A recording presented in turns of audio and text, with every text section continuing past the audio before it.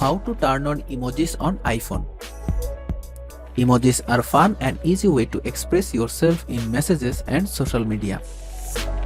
To turn on emoji keyboard on iPhone, first open the Settings app. In the Settings app, scroll down and tap on General. Scroll down, tap on Keyboard.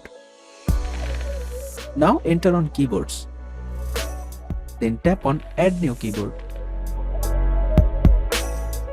From the list of available keyboards, select Emoji. Now that you have added the emoji keyboard to your iPhone, you can use it in any app that supports emojis. To access the emoji keyboard, open the keyboard in any app that allows typing and tap on the globe icon until you reach the emoji keyboard. That's it. Thanks for watching. Subscribe to our channel for more tech videos.